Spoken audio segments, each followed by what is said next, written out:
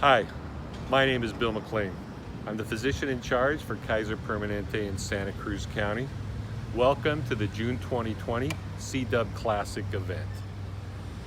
As you know, the Santa Cruz Warriors and Kaiser Permanente team up to promote healthy living and an active lifestyle.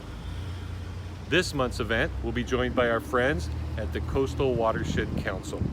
They'll be giving us a virtual tour of the Santa Cruz Riverwalk with amazing views of the San Lorenzo River. I hope you enjoy this event. Remember, stay safe and be well.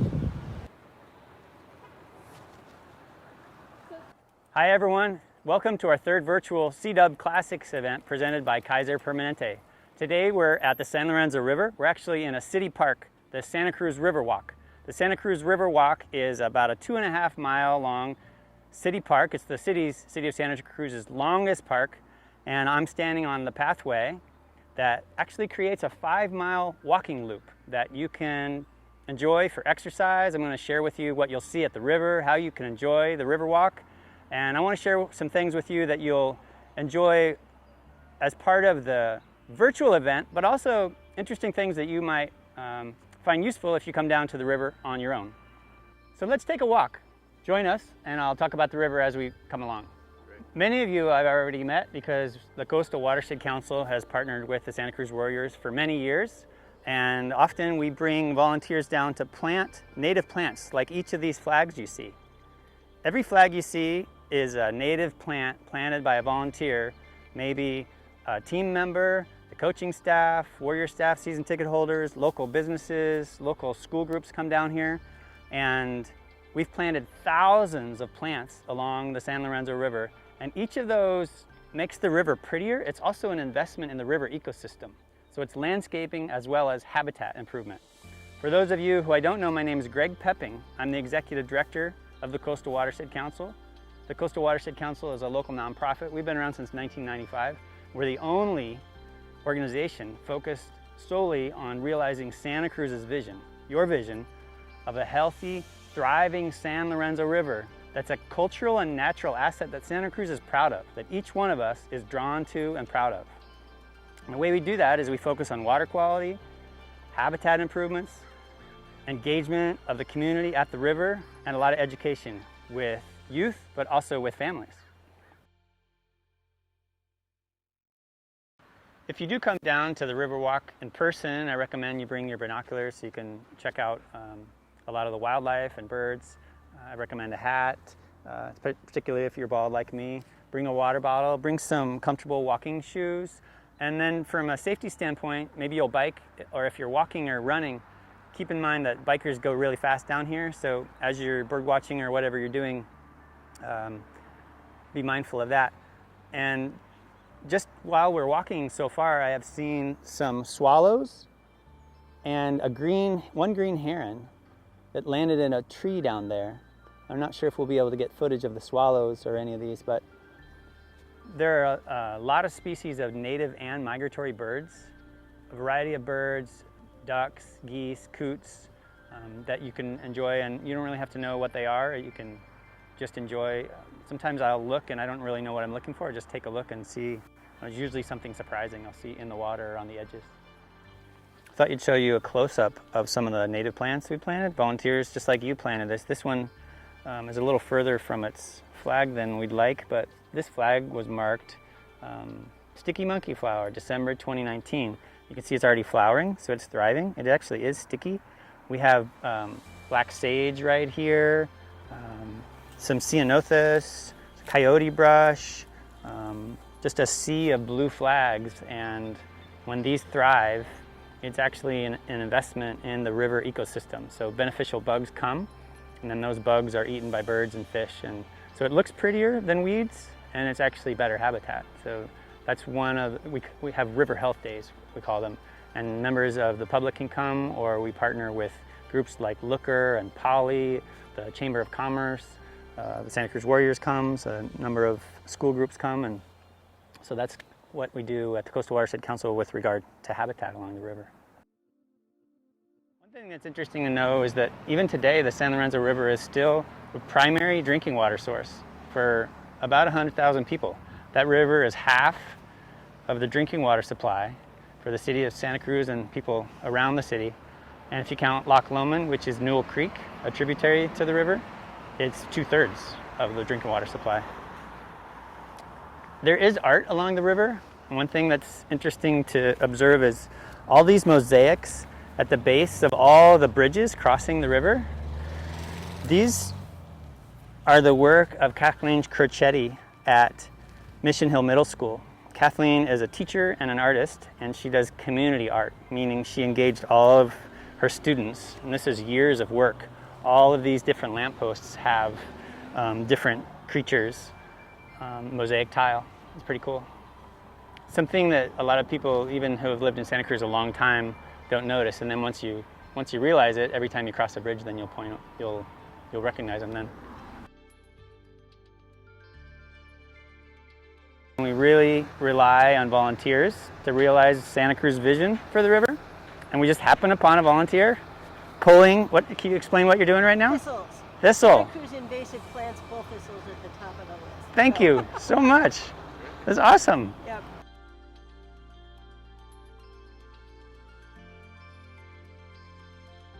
Now we're on the west side of the river and still standing on the path of the Riverwalk, but I wanted to point out that these buildings are on Front Street, and there's actually development projects, housing and mixed-use development projects planned between Laurel Street and Soquel Avenue, so multiple stories of housing for downtown. And while these buildings have their back to the river, and it kind of creates like this back alley feel, the city downtown plan now requires that anything that's built here face Front Street and face the river. So it's really an engagement of the Riverwalk. And we'll finally connect downtown and the river. So if you're walking along the river, you'll be able to easily access downtown. And if you're downtown, even on Pacific Avenue, you can look over and see some ramps that access and draw your attention and really invite people from downtown to the river. So it's a really big part of positive activation. There is some negative activity at the river. We try to be really positive, but we also recognize that some of the social challenges in the community do concentrate at the river sometimes. And we believe at the Coastal Watershed Council that we can have pro-human, pro-river policies. So we just try to bring as much positive activity as we can so that everybody feels comfortable down here. That's good for the river and it's good for people too. Particularly right now during the COVID situation, public health and individual health includes outdoor recreation, and so coming to the river is something positive you can do for yourself and helps everything really. The levees are on each side of the river, and they're doing their job, keeping the water of the river inside its banks. Ever since the 1955 flood, we haven't had a major flood of downtown. So the levees are doing their jobs, and this is kind of a pump station where sometimes you're walking along the river and you'll see water being pumped into the river, like white water gushing out into the river, and it's because under the levee, the groundwater kind of collects. And then this is if we were down closer to the water's edge, we'd see that there's like an open gate there, and it pumps water back into the river. Sort of like if you would have a sump pump in your basement to pump water out of there. That's kind of like a large scale one. So there are a number of these along the river in case you're curious what those are. Like the sign says, there is no poop ferry, kind of a playful way to encourage people to pick up after their pets. There are no bags here right now, but this is a bag holder and just a sign to encourage people to pick up after their pets. You will see a lot of dog walkers down here. We always try to point out to people that dog waste is unique. It doesn't degrade the way other animal feces do, and it does wash into the river. So whether in your backyard, on your private property, or in a public park, we encourage people to pick up after their pets. And this is a cool way to kind of lightly encourage people about that message. You'll see these along the Santa Cruz Riverwalk and along West Cliff too. We've gotten actually national recognition for this kind of just a playful, clever way to get this message across.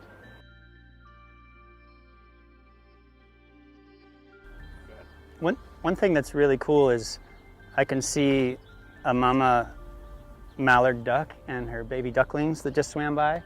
And right under the lip of the bridge, you can see some swallows nesting, kind of cruising around. You can see them behind me.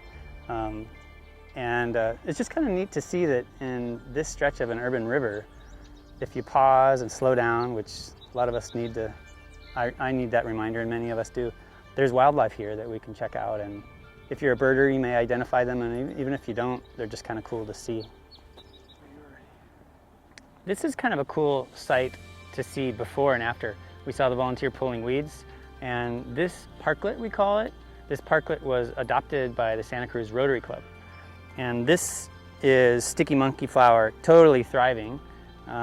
We saw a little bit of that, like the small plant. There's some California native poppy in here. There's some black sage, rose down there. It used to be all weeds, so we pulled all the weeds and then planted, and it takes a couple of years to nurture even when they're native plants, you have to water them and weed.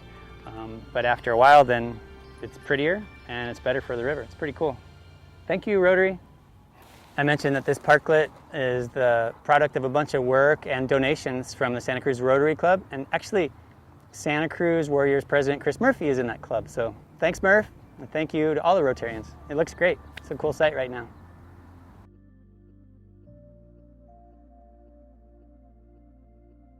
One of my favorite projects right now we're working on is the Chinatown Bridge. Santa Cruz had a number of Chinatowns, and the last one was right where this DNA's Comedy Club is. It used to be the Riverfront Theater. And so in the 1955 flood, Chinatown got flooded and washed away, and there never has been one since. And that's kind of a forgotten story, a forgotten chapter of Santa Cruz's history. So part of the river story and connecting back to the river is remembering that history. So the Coastal Watershed Council petitioned the city of Santa Cruz, and last year City Council approved that this pedestrian bridge from Trader Joe's area, the Galleria, over to San Lorenzo Park, that's actually officially now the Chinatown Bridge. And right where I'm standing, there's going to be a tall Chinese-style gate made out of concrete and a large water dragon on top of it. Kathleen Crocetti, who I mentioned, did all the mosaic tile on the base of the lampposts, and you just saw some of her tile work along the Riverwalk just a bit ago. She's going to actually put mosaic tile on top of the water dragon, and in Chinese culture, the river water dragon is a really important symbol. So it's a way to remember this community's history and really honor those Chinese immigrants, the people who lived here and worked and shaped this community and the region and really the whole state. It's a nice way for us to remember that history and honor those people. So we're on the Chinatown Bridge, and Water Street is the next bridge upstream. You'll see the river level, the water level change a lot with the tide. We actually see tidal influence as far inland as the Water Street Bridge. So it's kind of cool that we know that because we test the salinity. And when there's a high tide, you see it looks like there's more water flowing down from the mountains, but it's actually the tide coming in.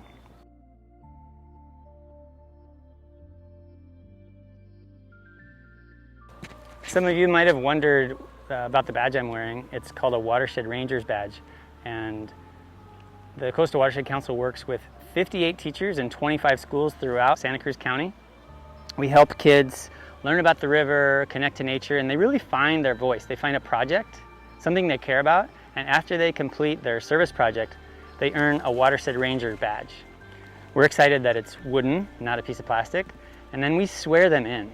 They take an oath to continue learning about the river and to share what they learn with others. They take it really seriously, and we take them very seriously. We've sworn in over 2,000 Watershed Rangers just in the last year, and I mentioned that this tour is sponsored by Kaiser Permanente. Kaiser Permanente also is one of the sponsors for Watershed Rangers, so thanks, Kaiser. That's the end of our Riverwalk tour.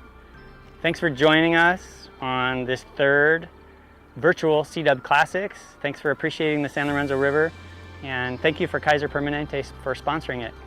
I always try to close with letting people know, like, if you really care about the river, if you're inspired by what you've seen or your own visit here, and you wonder, what can I do? Coming to the river is one of the best things you can do.